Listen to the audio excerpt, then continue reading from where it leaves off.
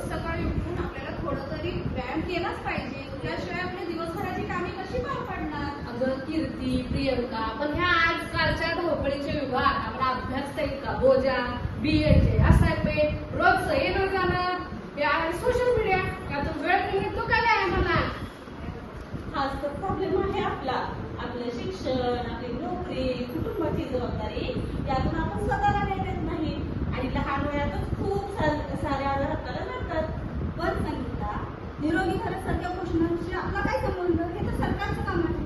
तसं नाही का म्हणतो, निरोगी भारताला निरोगी बनवण्यासाठी प्रत्येक नागरिकाचा महत्वाचा सहभाग असतो. आपण जर स्वतःला निरोगी ठेवलं तरच पर्यायी देश सुद्धा आपला निरोगी बनेल.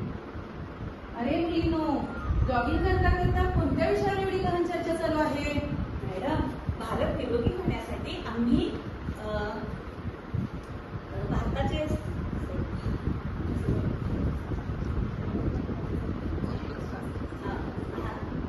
आम्ही भारत निरोगी होण्यासाठी आरोग्य आणि तंदुरुस्ती यावर चर्चा करत आहोत. अरे वा, हा तर खूप चांगला विषय आहे. आरोग्य म्हणजे फक्त रोगांपासून मुक्तता असं नाही, तर आपल्याला शारीरिक, मानसिक आणि सामाजिक तिन्ही स्तरावर काम केलं पाहिजे. अरे म्हणजे डॉक्टरांकडे जाणं म्हणजे स्वास्थ्य नाही का? अगदी बरोबर.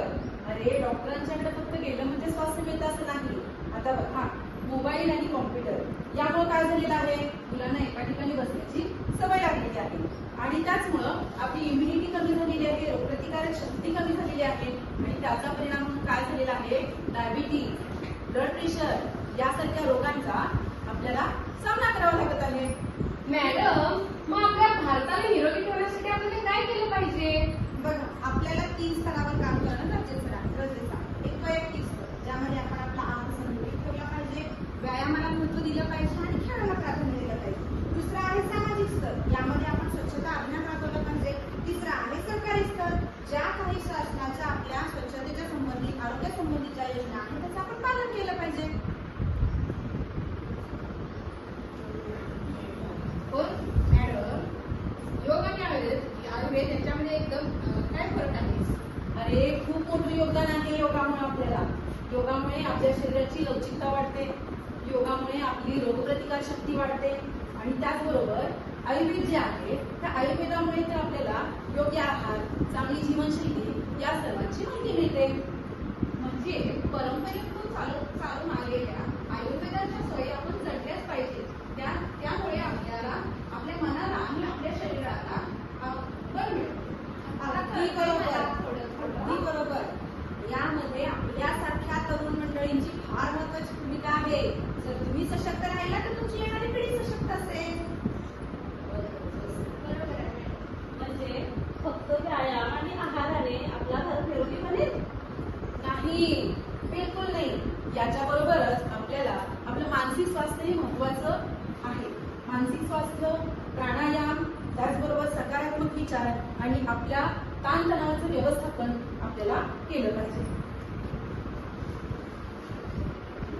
मॅडम, आता आम्हाला समजलं, आपण जर स्वतःला सशक्त ठेवलं आणि दुसऱ्यांना तशी जर प्रेरणा दिली तर नक्कीच उद्याचा भारत हा सशक्त, निरोगी आणि तंदुरुस्त बनेल.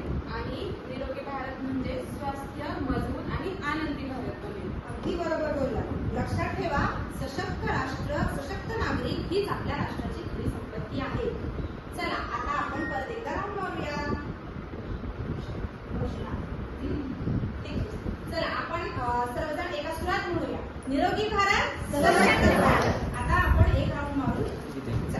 Jogging jogging jogging in the morning, jogging jogging jogging everybody, jogging jogging jogging in the morning, jogging jogging jogging everybody.